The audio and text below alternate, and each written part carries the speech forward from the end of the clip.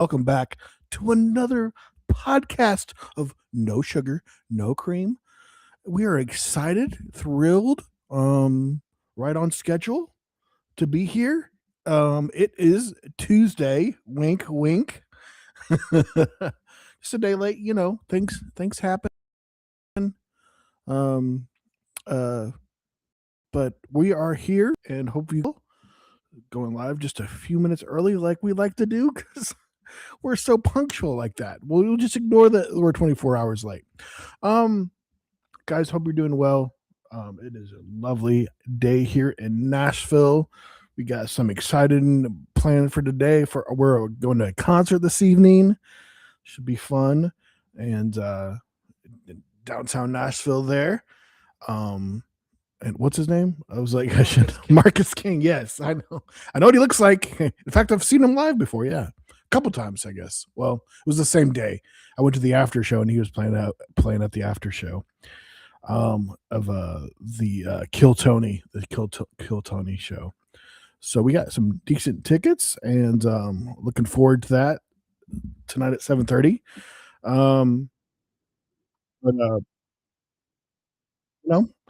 Just of course we're keeping up a little bit with the NBA, even though sadly the Celtics are not in it, and of course the Warriors, who I follow a little bit, they had no chance. Well, I mean, I guess they did when they did do the play-in tournament and got through that. So, but they were out the first round, and then but we'll see after just a couple more games left. Looks like OKC might wrap it up tonight. Or is that tonight? No, maybe that's tomorrow. But and then Knicks are officially in the playoffs. So in the finals, you mean? In the finals, which they haven't done since, I guess, the 90s, or was it 89 they said, or like then they've been in the finals? Finals, no, 94 for sure. And they might have made it in their early aughts. It seems to me they made the finals in the early aughts. Okay. But haven't won a championship since 1973, I think. Yeah. So you're wearing one of your snazzy nice shirts there. Yeah. You've been in hit your Tim's been into some cool fashion here lately and get some really good deals. So but I like that shirt. That looks Thank you. Do you have a favorite shirt now with all these new items? You got quite the I've become assortment. a budget shopper, going to the getting $100 shirts for like under $10 if you go to Ross's. Or you're posting on Instagram too, right? I have been. I did it all last week. I haven't done. Check out Tim's fit on Instagram. Well, they're only on there for 24 hours and they're gone. Oh, the story. Yeah. So go like his story quickly. Be a good But I fan. haven't posted this week, but I need to do that. But so just trying to pay attention to. I used to be, when I lived some years ago, I was kind of a clothes horse, and I was known for having a lot of great fit before you called it fit. And then I moved to South Dakota, and overalls were the fit that people wore. Right.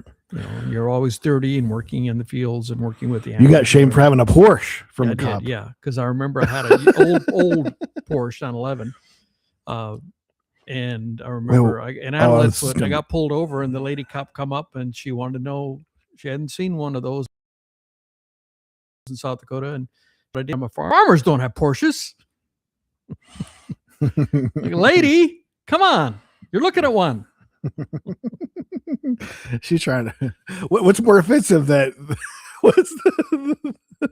that she didn't think you were a farmer, or she didn't she didn't like your Porsche.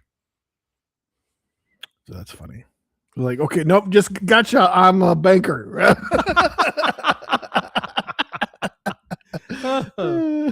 Finance.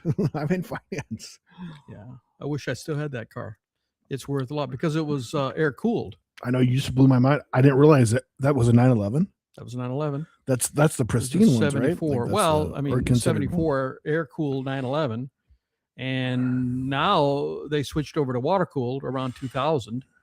And I have a 2000 911 water cooled that I am quite fortunate to have. But I mean, it's 26 years old. So, I mean, that's the beautiful thing about a Porsche. You can't tell if it's a brand new or if it's 26 years old because I haven't changed the body style that much. So what's that mean? So- The water cooled? Well, the engine usually have a radiator with water in it, right? And a Right, water pump to right. cool. Mm-hmm. But the 911s were air cooled. Somehow they designed them so that the pistons would stay cool with just airflow, no water.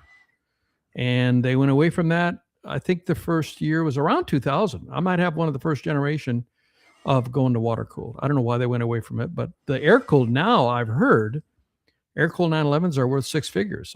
I've heard. They're quite rare. Maybe not quite that much, but if I still had my 1974, I'm going to venture that's worth a lot of money. So did Porsche have the? I mean, did they invent that? The air cool, that technology? I don't think so, but That's pretty crazy. I never had heard of that. That seems pretty amazing. And I mean, it must have been pretty efficient. And did not have to use coolant and all that. That seems to be, that would be a okay, big here we plus. go. 74 eBay, 63,000, 94,000, 65,000, 39. Here's one only 39,000. So depends, I suppose, how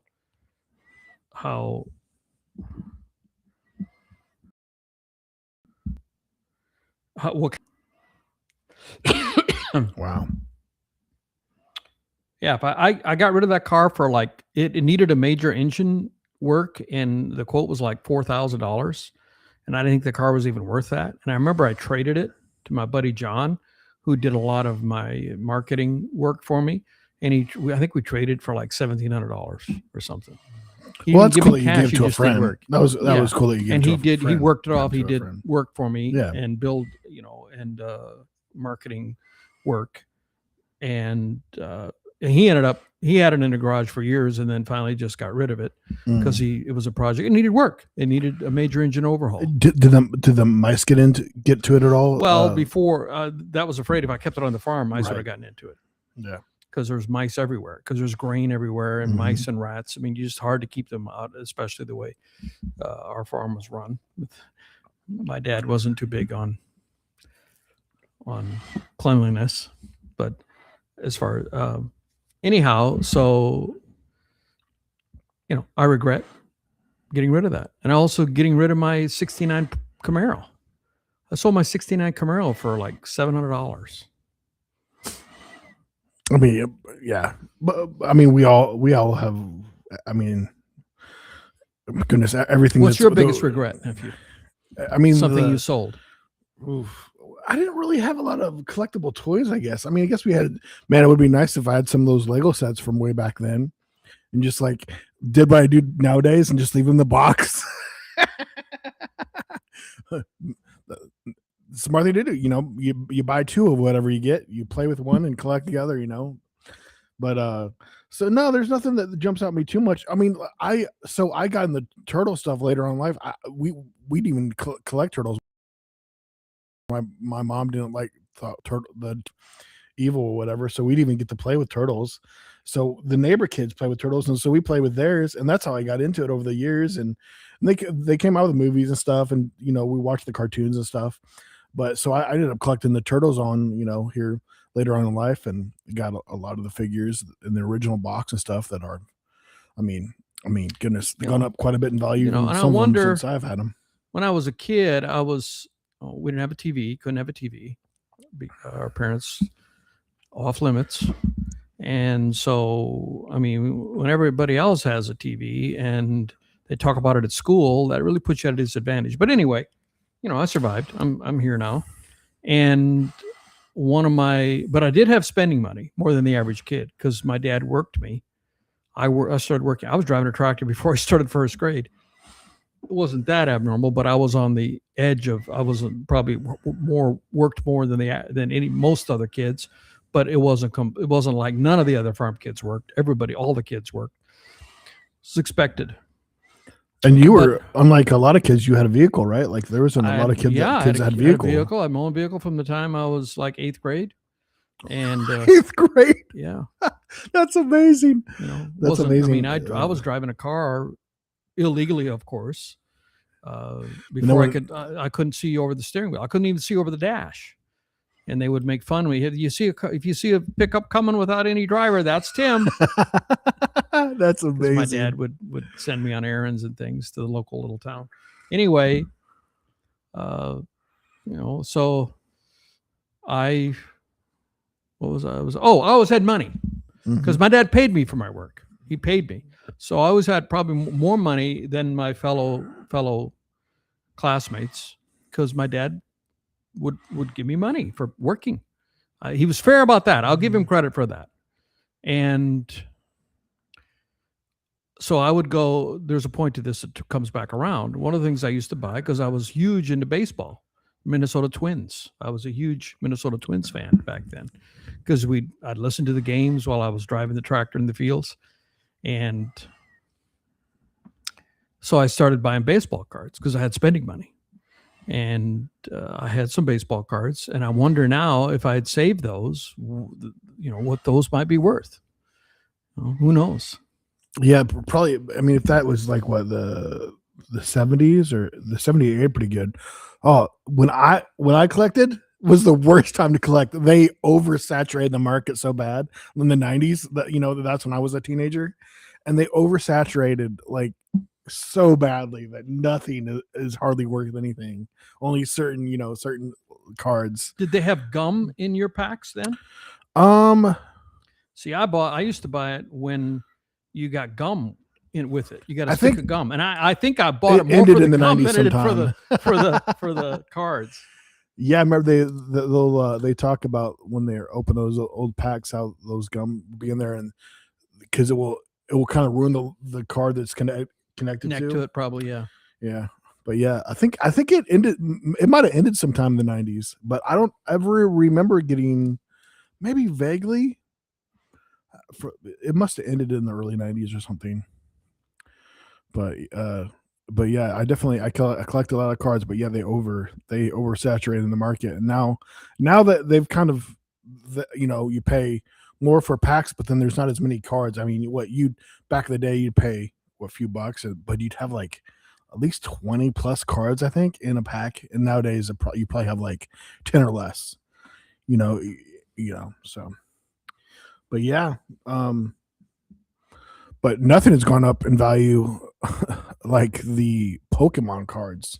Those are the ones that have just gone up crazy amount. In fact, Daniel had a lot of the originals. He had the first edition, and it looks like somebody stole them out of his room. Yeah, because Well, you're talking about when you had back when my parents were not house parents, a pastor, and probably somebody from the church. One of the kids might have grabbed them or something. Not church kids. Church kids. They're all angels. They're all bless their hearts. So yeah, people came in and out of the parsonage quite a bit. Because it was like right next to the church. Oh, so, that one. Yeah, okay, yeah. The one where your dad was pastoring when you guys graduated high school. Yeah. Or Daniel was graduating high school, and then I was already out of high school. Yeah. Malvern. Yep, good old Malvern. Malvern, Arkansas. We had a good time there. My dad loved pastoring there. That was a nice church. Nice church, yeah. A lot of good people. Had a good time there, and really enjoyed myself making friends there, and very much a country church. They had the church was kind of out in the middle of nowhere, and In fact, me and Daniel had issues with this little town that basically this town police department existed just to give tickets. Basically, they survived out of giving you tickets, and literally, so it was we were in Malvern, but you literally this town was so small that Malvern engulfed it, and we had to drive through this stupid little town to um to get to the house. But so yeah, I was gonna before I talk about the police or whatever, but yeah, so somebody had given land that was kind of out in the middle of nowhere. So they built the church out there. So you're just driving along and seeing fields, cows, boop, nice church, can hold a couple hundred people. Just pop from nice paved parking area and nice church and the parsonage next to it. So it's kind of funny. My first memory there, I might have mentioned this on the podcast before, was one of my first memories there. We hadn't been there probably more than a couple weeks, and I was hanging out with friend Charlie. We were driving in this truck, come along, right before we hit a bridge where the church is. Deer comes bounding across. He hits the deer. I'm like, we hit the deer, and he stops, doesn't miss a beat. I'm like stunned, like what just happened? Okay, we just hit a deer.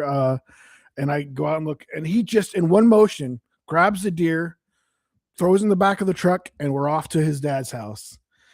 And I'm like still stunned from being in a car accident and like his house vehicle. He just didn't miss a beat. We grabbed that deer and headed over to his dad, and he gave it to his dad to skin, and that they had deer meat or whatever for a couple weeks or a month or whatever.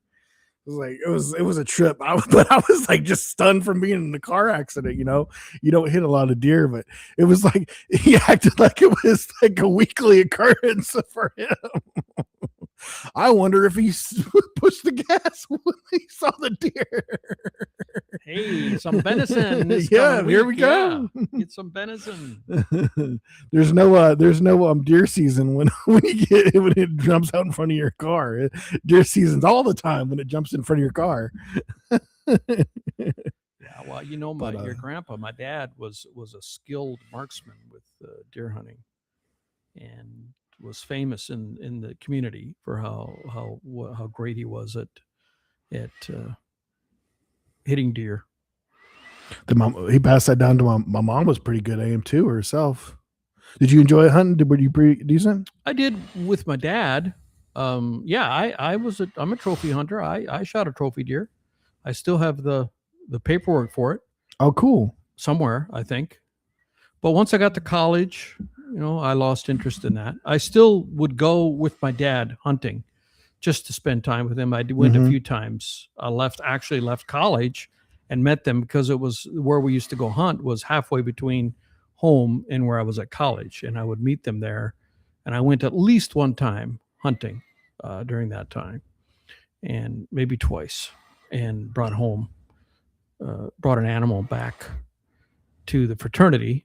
And the deal was if you brought a deer back, the fraternity would reimburse you for your hunting license, like $20. Nice. Yeah, people down south don't even realize, for the most part. I mean, I don't know where all, but especially in South Dakota, I definitely know that the deer are so much bigger, especially in Arkansas. That I know, like the deer are huge in South Dakota. They just, I mean, I guess the environment or whatever, just maybe just I think they're still white-tailed deer, but they just get so much bigger up there. Well, they eat corn. I mean, but don't you have corn in Arkansas? Don't you? Yeah, but we just don't have the deer. Isn't maybe that'd be something to Google, I guess. Why are deer bigger up north? I don't know. If any of you viewers know, put a comment. Let us know. Educate us. Quickly educate us before I educate myself.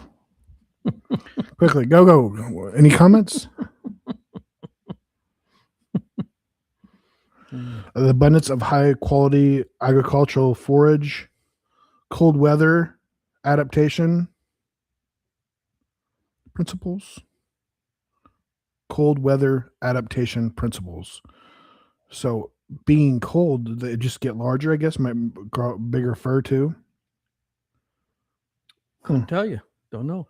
Cool. Well, my dad, But yeah, when he was a kid, I should model that on the podcast one day. I still have it. My dad, when he was probably either when he got married or he was in his 20s, and he got a deer and he had the deer skin taken and he had a jacket made. And it has fringe, a lot of fringe on it. It's a very distinctive jacket. And I can wear it. I mean, he was a little smaller than I was, but I can wear it because I took it, of course. When I was the one doing the estate, and it took me 3 months to go through the farm, everything that was there, prepare it for the sale. And my conclusion was I could have done it in a week because almost none of that stuff sold. The top 10 items, the only things that sold, well, there was a payloader, there was a skid steer, there was a tractor, there were his rifles. His rifles went for more than I would have thought. He had Remington rifles, and maybe because they thought he had a reputation for being a dead-eye dick, and they thought maybe if I get Harold's rifles, I can shoot like him. I don't know. Those rifles went for more than I expected. And they had a story too, I guess. He had maybe a nickname and everything. Yeah. I guess he had a little bit of a legend there. Yeah, so maybe they wanted my dad Harold's rifles, and then the appliances, washer and dryer and refrigerator. Except for those things. One of my stories that I've repeated over and over and over again. My mom's favorite vacuum cleaner was a Kirby vacuum cleaner. I don't know if they're even still a thing now. You telling me that story. I've told this story a number of times. Kirby. My mom wanted a Kirby for so long. It was the thing, man. A Kirby vacuum cleaner. She thought she had arrived. And now I don't know. Do they even still make them? Is it still considered a kind of a luxury appliance for use in a home? I'm not sure. But not as popular, I don't think, as it used to be. She got her Kirby vacuum cleaner. And those things are built like a tank. They last forever. But the belt that it runs on was broken. So I took it in to the local repair shop, and they sold me a belt, and either I put it on or they put it on, and the belt cost me, I think, $3 because I wanted it to be perfectly functioning. When that Kirby vacuum cleaner went up for sale, it didn't even cover the cost of the belt. It went for $2.50. My mom rolling over in her grave. Her treasured vacuum cleaner went for $2.50. She might have been one that had been buried with that thing. Estates. I mean, nobody. It's amazing. We spend so much time collecting material things, and for what? They don't really matter. No, going through, I've been to some estate sales and stuff. You want cheap stuff? Go to an estate sale. Because the things that we value, the chances are, like my mom's china. Usually the women, the offspring, the daughters wanted the china, and so we had grandma's china. I don't know. Somehow we ended up with my grandma's china and my mom's china, and the plates and the things. And neither of my sisters wanted mom's china, and so I took it, and I still have it. It's in a drawer. Or it's underneath the cabinet there. Mm-hmm. Never used it, but I got it. Yeah. So nobody wants things. Aren't just worth what you think. So yeah, on my way out, I'm gonna grab a couple guitars. Just don't think anything about it. Well, but you don't know. You don't know. I mean, like a Pokemon card went for $16 million. So a Pokemon card could be worth. Was it $16 million? We watched the auction.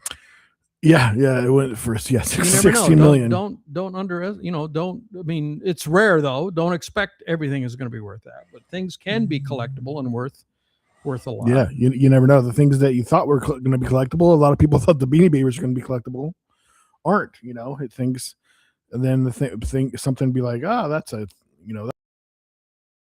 throwaway. Like, no, that's worth a lot of money. Yeah, it can be. Yep. Time can tell. If we could tell the future or have a time machine, we all be rich. But I'm pretty sure. I think somebody famous tried to throw a party for a time traveler, and nobody showed up. So I don't. As far as we know, right. Isn't that a famous thing that somebody really did that, I think right? Stephen Hawking did it. Was it Stephen Hawking that did it? It might have been. Soda party for a time traveler. Nobody came. So he said that's evidence that time traveling has not been invented yet, even in the future. I think it was Stephen Hawking that did that. Yeah, because he didn't tell anybody about it. They just put told about it the next day or whatever. So he should have known about it because you go back in time, whatever. I think the theory is too, though, that it's it's more plausible to go more forward in the time than it is to go back or something. But I don't know. Yeah, it is intriguing but yeah, I don't think it's probably possible. I would say it's probably not possible. But then though, you get, I mean, what people age differently when they go to outer space and all that, and you get you travel far away. I don't know I never paid attention to science. What am I trying to say? Well, the theory is if you could exceed the speed of light, right, there you go. Yeah, you would de-age. The theory is the speed of light. If you could you wouldn't age and everything else would. If you're going the speed of light, you wouldn't age. And if you went faster than the speed of light, you would de-age.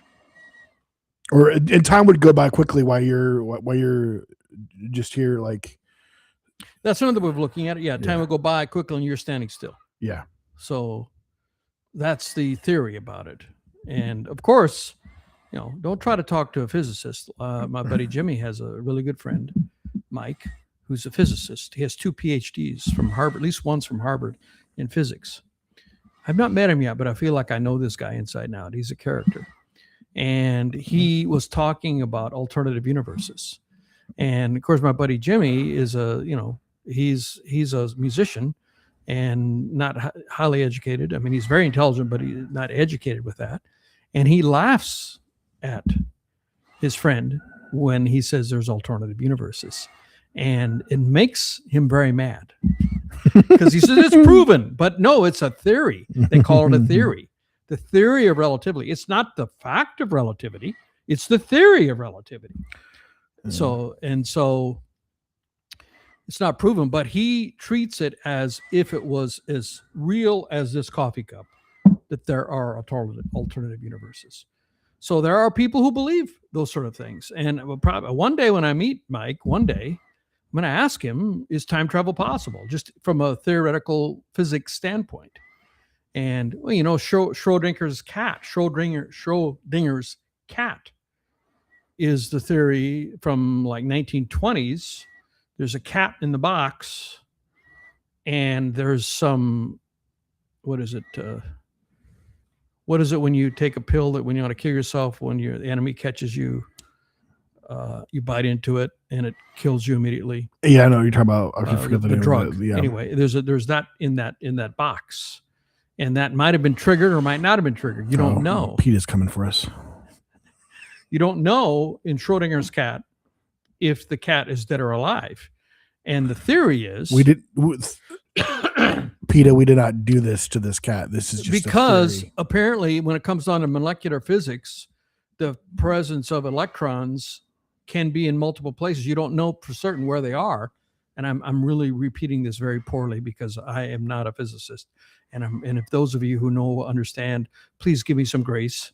But Schrodinger's cat says that it could be both. It could be both. The cat could be dead or the cat could be alive. And you don't know until you open the box. So that's the same kind of thing, roughly category, as that there's multiple universes. And there was a movie that won Best Picture a few years ago called Everything Everywhere, I think it was called. It was about alternative universes. And it won Best Picture. Was it 3 years ago or so? Did you ever see that movie? I started watching it the other day. It wasn't what I thought. It's kind of great. Yeah, it's definitely, yeah. It's a great movie. I mean, you don't win Best Picture without being a great movie. Generally speaking. Have you seen it? Yes, I've seen it. Of course. I thought it would be too I saw it in another alternative universe. I haven't seen it yet in this universe.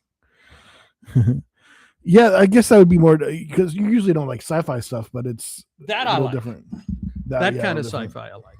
And then we watched that other movie the other day that was like time travel involved with the gangster movie. That was I like that one. that was Yeah, those are because it just was different than it's time travel. It was a 6-month advance. So the Vince Vaughn character came back from 6 months in the future to try to save his friend who got killed. And that's any corporation of cheesiness added into a movie. You don't. You don't seem to like. Is I'm that out. I'm yeah, out. yeah. Like hold the cheese. But cheese only on my burger. So okay, so here's the screen of thought. Normally I don't watch much TV, but I've been not motivated to work in my studio here, so I'm down in the TV room in the evenings. Last night I saw looking at the screen. It's got all these different options. Maybe it's Netflix or I don't know which platform we were on, and it's got the movie series with Bob Odenkirk, one of my favorite actors from Better Call Saul and Breaking Bad. Bob Odenkirk, just love that actor and the stuff he's in. And he's had a new series couple of movies now. My Name is Nobody, or just Nobody. Nobody. And he plays a very mild-mannered guy who's really a special forces kind of guy. And I watched the one movie, and it was just too shoot 'em up. I mean, when you got scenes that last for 10 minutes of just relentless shooting guns until this wall of a house falls down. I mean, I can't believe that's real. Ammunition's expensive. You just don't go. I just can't believe that is real. That you just spray the guns. Too much cheesiness. Too much cheesiness. Excessive gun use. Cheesiness. Yes, excessive gun use. Yes. And the heroes never get shit. Right. The gun is all the way around him like there's. Yeah, and they never get hit. I mean, come on, make it realistic at least. Let's get hit once. So anyway, Nobody. So I said to Seth, well, we should watch the movie series that came out in the 70s called My Name is Nobody. It had Henry Fonda, Jane Fonda's father. He was probably in his 60s when he played the part as an aging gunfighter, and he wanted to gracefully leave the West. And it was a spaghetti Western. And so we started watching it. And Sergio Leone was the producer. I don't think he was very spaghetti Western-esque, but actually was making fun of spaghetti Westerns. But it still was, it was very slight making fun. It was still very much a spaghetti Western. And so Seth seemed to be really getting into it. So I said, okay, let's stop this and watch the granddaddy of them all, spaghetti Western, the good, the bad. Oh, I did it wrong. Ugly. Clint Eastwood, which was the third installment of a trilogy. Fistful of Dollars, I forget the second one, and then The Good, the Bad, the Ugly. And we watch. It's over a 3-hour movie. Yes, yeah. We're about halfway through it. We got about halfway through, and we're gonna finish it. Eli Wallach, unbelievable. He played the Ugly. Unbelievable acting. He made that movie. He stole every scene he was in. Eli Wallach, and of course he's passed. I just think about my favorite line. What was your favorite line so far? I don't know if I want to say the B word or not. It was bastard, but he's like one bastard in, one bastard out. Oh, right. He was just constantly talking, like he was just like the character just made it just hilarious. Do you think he ad-libbed some of that? Just the way it rolled off his tongue. Maybe some was ad-lib, huh? Yeah, and it was actually, if you read about it, it was very dangerous filming. Oh. We got right. You mentioned somebody lost their head, Tanya, or almost lost their head. Tanya Nelson is on. I hope I'm not too late. Thank you for commenting. See, we're doing this in real time. Anyway, his cinematography was so different than what Hollywood was doing. And his writing and his spaghetti Westerns, just amazingly different and higher level of skill, I believe. He did things that weren't being done in Hollywood. And he was the one who made ambiguous heroes and villains. nobody was perfectly clean. Everybody was gray. Whereas the Westerns that Hollywood was making, you got the good guy wore the white hat and the bad guy wore the black hat, and it was obvious who was who. Not Sergio Leone's movies. They're all ambiguous. Well, the good, the bad, the good, the bad, the ugly. The bad was obviously bad. I mean, he had no redeeming qualities. But both the good, who was played by Clint Eastwood, and the ugly, played by Eli Wallach, they were mixed. They were situational ethics in a way.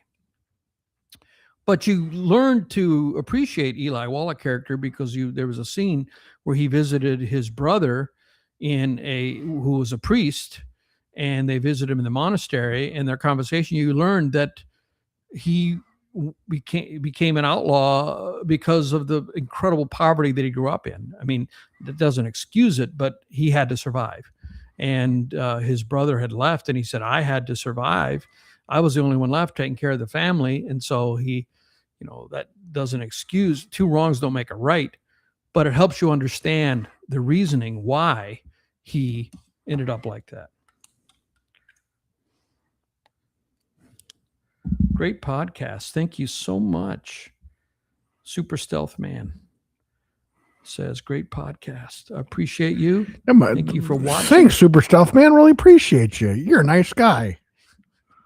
I like that guy. That was me.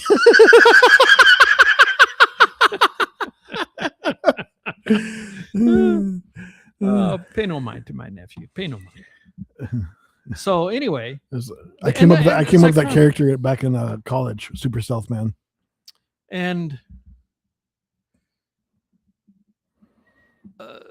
the da da da da da.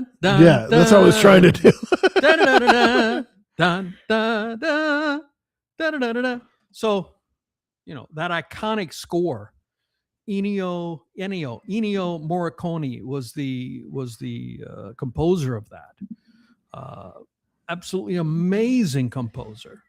And the music, my gosh, the stuff that he has composed and then movies he's been a part of is amazing. You were running through it. John Williams. Oh, right. Oh, because then sorry. My duties of educating my nephew go on. It's a full-time job. So I said to him, Ennio Morricone is the John Williams of spaghetti westerns, and of course my nephew didn't know who John Williams was, so I had to I'm special. And so John Williams, if you don't know, I mean, Jaws and Star Wars and so many, I mean, and he won an Academy Award 3 years ago. He's 94 95 now, and he's the oldest man ever to win an Academy Award. He won an Academy Award, so he's still doing it. He won when he was 91 for a score, best score. So John Williams, I mean, just Star Wars alone, the theme for Star Wars, he composed that, and also Jaws. I was about to, and some others. Home Alone. There's some iconic Home Alone, song, yes. Music in Home Alone. John Williams, just a giant. The cinema would not be what it would be for the last decades without John Williams. He can't take music. Credit for Polka Polka Polka. You can't take credit for Polka Polka Polka, though. You got pretty good views with that, didn't you? Yeah, sometimes. Yeah, so on Home Alone, it's a Christmas song. Gus Polinski, John Candy, right? Isn't John Candy, yeah. John Candy role he played Gus Polinski, who's a polka guy, and he ad-libbed most of that based on what I've heard. And then the mom needs to get back to Chicago, and she can't get any cars in a snowstorm, and they won't rent her a car. She's trying to get a car rented, and she's, screaming, I have to get back to Chicago. And the Gus Polinski comes up behind her, and he said, well, you got a crisis. We got a crisis too.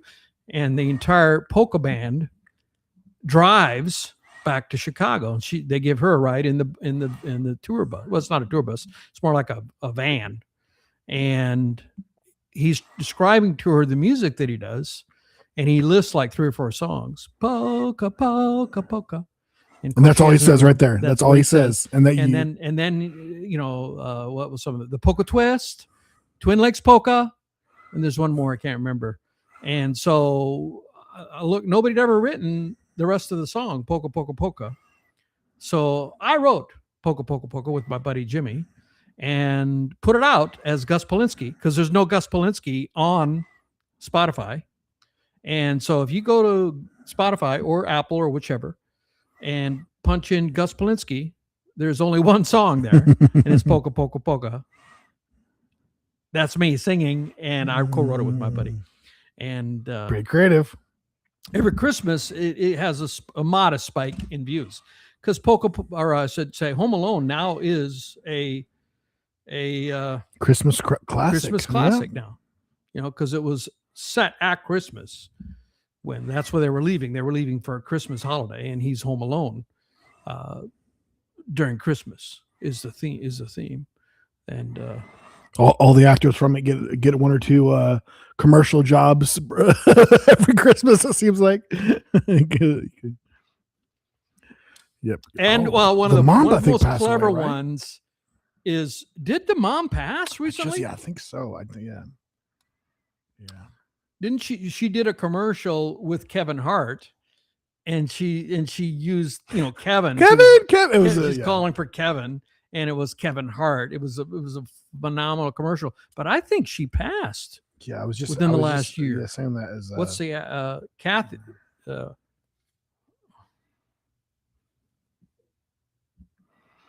Catherine O'Hara, January 30th. Yep, just this year. Yep.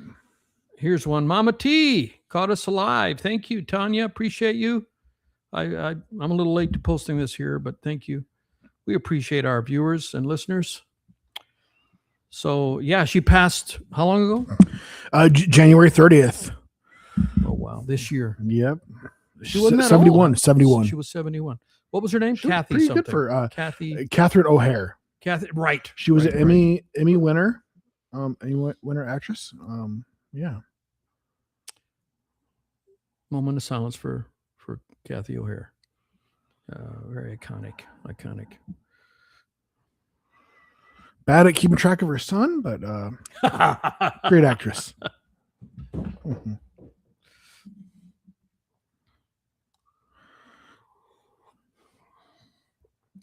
So this next Christmas will be the first Christmas without her alive. And of course, Kevin, Schitt's Creek, which she was in that one. Yes, she was the mother. And I was about to say there's some iconic stuff. Oh, Best in Show, she was in that. But yeah, she's pretty iconic for comedies. But yeah, Schitt's Creek is like super popular, and it's Schitt's is their last name. It's SCHITT, and that's it's supposed to be super funny. I've watched a little bit of it, but pretty iconic. I think there's like 4 or 5 seasons. Looks pretty funny, but yeah, it's a wealthy family that falls on hard times, and they have to live like normal people. I think they lose everything, but happen to own this town or something, or like randomly. Like yeah, it looks pretty funny. And the lead guy is the American Pie guy, right? And his son is in it. His son plays his son, and I think that's the actor has been in so many things. Oh yeah! Oh my gosh, he's been in so much. Oh my gosh, it was a tip of my tongue.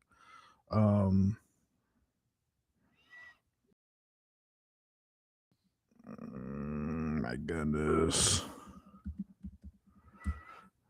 Dead. Dan Levy, last name Eugene Levy or Levy. He's fantastic. Eugene yeah, Levy. And like he's the daddy play. He kind of plays himself to an extent. Like I'm probably an exaggerated version of himself, but he did like a traveling show.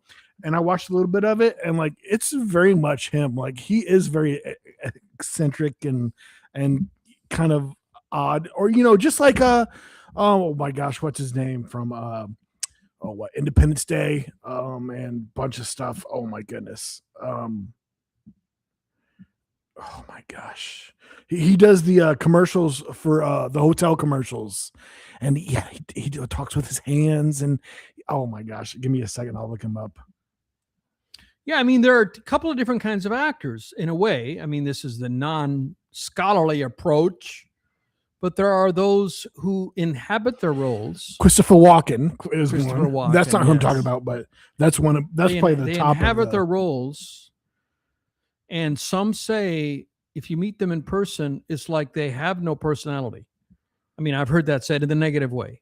These people that inhabit their roles are so great at playing radically different roles. If you meet them in person, they're boring because they've spent so much effort. I mean, I don't know if this is true, but I've just read some articles like this. There are people who are so great at inhabiting radically different roles that when you meet them in person, maybe by comparison, it seems like they don't have their own personality. Versus there are actors that basically play themselves over and over and over. Jeff Goldblum. That's who I'm. Jeff He is Goldblum. very unique. He plays himself over and over. I'm gonna say, but Jeff it's Goldblum amazing. plays So you himself always over love and over. him. You always love him. He always plays the same person. I'm gonna say. It's like a person doesn't act like that, and then you hear him like in an interview. I'm like, no, he really sounds like that, and he is uniquely like that. Like that is the neat. I mean, where you find people that there's nobody like that person. Well, I will say though that there was a freaky movie, and I don't ever want to watch it again because it really gave me PTSD when I watched it. Where he played, what was it, The Fly, where the premise, it's an old movie, and they redid it, where there's a time traveling machine, and this guy gets into the machine to be time travel, and he's naked because I guess you can't have any clothes on, but you can't see anything. I mean, they don't show that part anyway. And a fly gets in there, into the room, into the little cubicle to be transported. And when he gets transported, the fly genes are incorporated into his body, and over time, he becomes more and more like a fly. And it's very, I mean, I still have PTSD from watching that movie. You've never seen it? No, I haven't. Yeah, that does that be like kind of creepy. Maybe it wouldn't bother me now. He did not play the guy that you think he The Fly, 1986. Is a 1986 American science fiction body horror film directed and co-written by produced by loosely based on George's 1957 short story the same name and the 1958 film of the same name. The Fly tells of an eccentric scientist who, after one of his experiments goes wrong, slowly turns into a fly hybrid creature. I don't even want to think about it. You've never heard of that movie? Mm-mm. George Goldblum was the person who got. My mommy and daddy don't let me watch movies like that. Jeff Goldblum was the scientist who slowly turned into a human fly creature.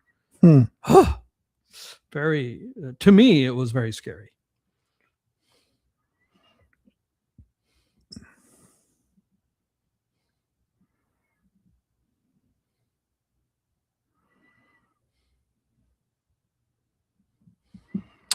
Yeah, I was watching Amazon. You know, Amazon has some good shows, and they have I was watching the movie that's been a series, Jack Ryan. It's been a really good series, and they just came out with a movie.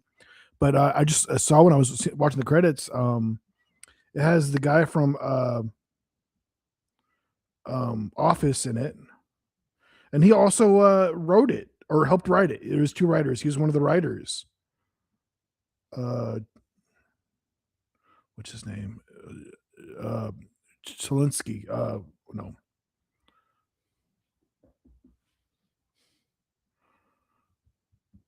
I can't think of his name right now. I just had it.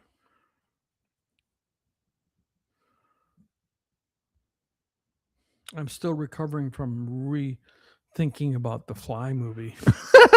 I don't know. Is anyone else watching this? Did you ever see the movie The Fly with Jeff Goldblum? I mean, my gosh.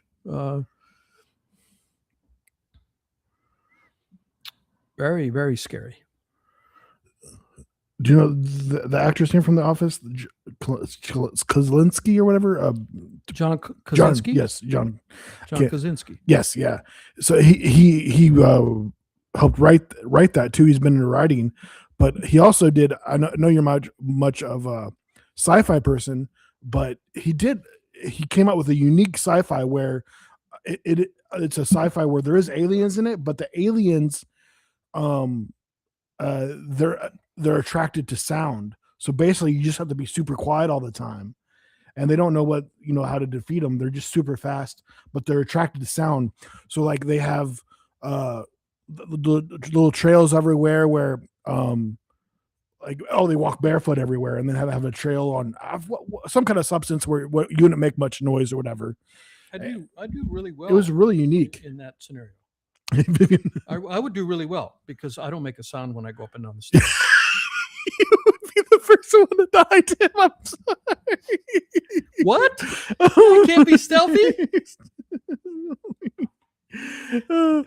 Tim has these new shoes, and I was like, Tim, you should just learn to tap dance because you're just making all kinds of noise on those stairs. If he just did it to a beat, I was thinking he was learning to tap dance. Even if I'm not wearing the shoes, I'm very quiet though. Yeah. Did your that was sarcasm? Did your mother ever get onto you for like slamming the door or anything like that? No, it was like I don't slam doors. I love how you laugh. You didn't even believe yourself. She might have been, but you couldn't hear her over the slamming of the door. She just, oh, Tim. Oh, Tim. Oh, good times. Love grandma. Man, just couldn't have spent what. Oh, you. Yeah, that was a good one. Oh, you. Yeah, talk about my mom. I mean, we talked about her. She had brain tumors when she was a teenager that she had to be operated on 2 different times. Once she was 16 and once when she was 20. And it left her somewhat handicapped. She not severely. It was hard for her to walk on a straight line because her balance was off a bit. I mean, she could walk, but she might, veer a little bit. I mean, she couldn't walk a straight line. She could have used an excuse. She never did, and she gardened quite a bit. She got around. Worked so hard. She worked in her garden. She was an amazing cook. And she, when I was slightly cross-eyed, I never noticed it because she's my mom. And I don't think she could hear well out of one ear because one side, I guess it affected one side. Did she have arthritis or something? She did, or was later that just she had arthritis, older? But that's unrelated older. to that. But she lived a full life. I mean, she did everything. She worked, fed the bottle lambs. She didn't hinder her at all, and you couldn't really tell. But so she survived quite well and lived a full life, and so. Yep, she was a fun personality. I was going to talk about, but I've lost my train of thought. Oh, you! She was an amazing cook for one thing, and she was a super talkative. Was she to an extent? I mean, she definitely a good listener. The roles were very. Oh, I know what I was going to say. Yeah. So, she sacrificed a lot to. Be a wife and to my dad and live on a farm. And my dad was a workaholic, no doubt about it. Mm-hmm. And he was loyal to her. He loved her. There's no doubt about that. But he was always gone. I mean, he could survive on 4 hours of sleep, and he would spend that waking hours working. It wasn't all work. I mean, he did like to laugh. He loved to laugh, and especially in his younger years, he would, early childhood, he would take off weeknight to go play church softball, or we had a lot of picnics and things. But I love to travel internationally, and I was thinking about this the other day. Where did I get that from? I did not get that from my dad. My dad was willing to, I think he'd have been happy if he never went more than 30 miles from home.